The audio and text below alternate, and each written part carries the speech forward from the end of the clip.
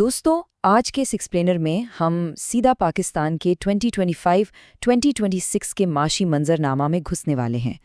खैर, डेटा ने हमें जो कुछ दिखाया है वो काफ़ी हैरानकुन है। एक ही वक्त में हमारी इकॉनमी दो बिल्कुल मुख्तलिफ सिमतों में भाग रही है, और यही वो कहानी है उन अहम और दिलचस्प तज़ादात की जिसे आज हम एक्चुअल रिपोर्ट्स और डेटा के हवाले से बारीकी से समझेंगे। तो चलिए शुरू करते हैं। आज के हमारे अहम टॉपिक्स कुछ इस तरह हैं। पहले हम बात करेंगे पाकिस्तान की माशी ड्युअलिटी यानी इसके दोहरेपन पर, फिर लेबर मार्केट का चैलेंज, जियोपॉलिटिक्स का असर, बैंकिंग सेक्टर का इस्तेहकाम और आखिर में डिजिटल और टेक की दुनिया को एक्सप्लोर करेंगे। पहला हिस्सा पाकिस्तान की माशी ड्युअलिटी, जो असल में तजादात का एक बड़ा बाजार बनी हुई है। ज़रा इस नंबर पर गौर करें, 85.6 मिलियन। ये हमारी वसी लेबर फोर्स है जो 2024-2025 तक फैल चुकी है। यानी पिछले कुछ सालों में लाखों नए लोग इस फील्ड में उतरे हैं। अब जाहिर है, जब इतनी बड़ी तादाद में लोग जॉब्स ढूंढेंगे तो मार्केट में मुकाबला किस कदर सख्त होगा, इसका अंदाज़ा लगाना बिल्कुल भी मुश्किल नहीं। लेकिन ठीक इसी वक्त, और ये बिल्कुल सच है, जब सड़कों पर रोजगार की तलाश अपने उरूज पर है, हमारा बैंकिंग सेक्टर 685 बिलियन रुपीस के मुनाफे की एक नई रिकॉर्ड ब्रेकिंग बुलंदी पर खड़ा है। ये अपने आप में एक गैर मामूली मालियाती कामयाबी है। तो बुनियादी सवाल यहाँ ये पैदा होता है कि आखिर ये कैसे मुमकिन है? एक ही इकॉनमी में ज़मीनी सतह पर आम आवाम पर इतना ज़्यादा प्रेशर और दूसरी तरफ इदारा जाती सतह पर ऐसी गैर मामूली खुशहाली। ये वाज़े तज़ाद ही असल में इस साल के माशी हालात की सबसे बड़ी कहानी है। अब आते हैं दूसरे हिस्से की तरफ, जहां हम लेबर मार्केट के चैलेंजेस और इनके पीछे छुपी आबादियत को समझेंगे। अगर हम इन मैक्रो ट्रेंड्स के पीछे दबे हुए हकाइक को देखें तो गैलप पाकिस्तान का डेटा बहुत कुछ साफ कर देता है। बेरोजगारी हर किसी के लिए एक जैसी नहीं है। डेटा बताता है कि शहरी आबादी और ख़वातीन को जॉब्स हासिल करने में गांव की आबादी या मर्दों के मुकाबले में कहीं ज़्यादा रुकावटों का सामना करना पड़ रहा है। फ़र्क बिल्कुल वाज़ेह है।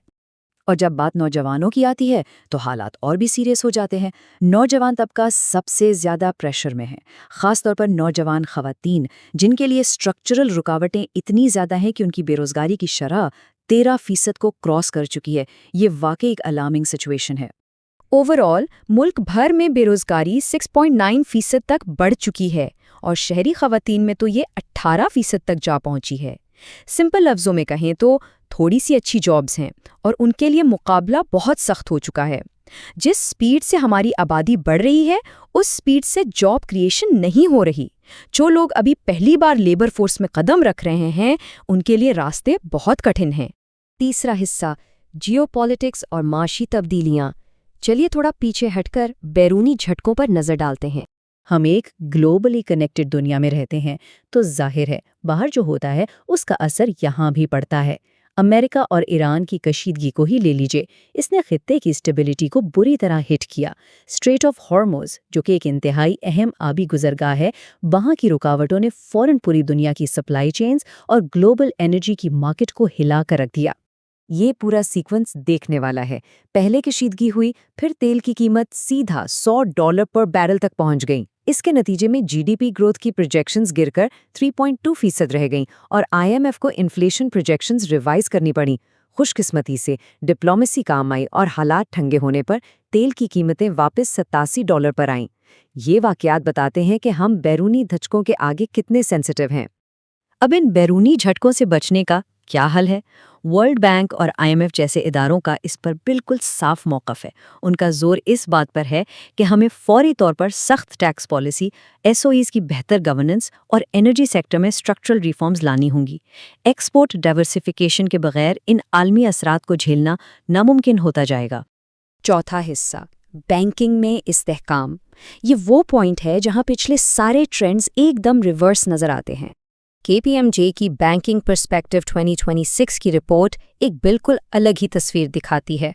जहां आम इकॉनमी दबाव में है, वहीं हमारे मालियाती इदारों ने अपनी बैलेंस शीट्स को न सिर्फ बचा कर रखा है, बल्कि फ्यूचर के लिए एक बहुत ही पॉजिटिव और पुरउम्मीद रास्ता भी बनाया है।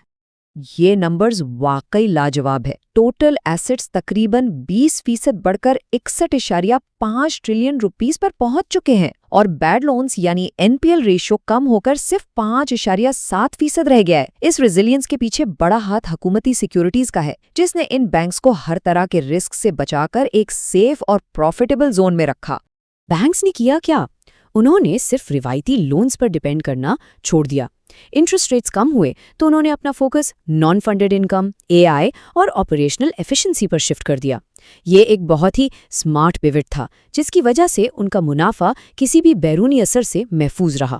آخر میں 5واں حصہ، ڈیجیٹل اور ٹیک ہورائزنز۔ اب ہم مستقبل کے اس منظرنامے کی بات کرتے ہیں جو اس وقت تیزی سے شکل اختیار کر رہا ہے۔ آرٹیفیشل انٹیلیجنس، آٹومیشن اور گلوبل ڈیجیٹل کنیکٹیوٹی اب صرف تھیوری کی باتیں نہیں رہیں، یہ پریکٹیکلی اس اکانومی کو ری شیپ کر رہی ہیں اور ہمارے کام کرنے کے طریقوں کو بالکل بدل کر رکھ دیا ہے۔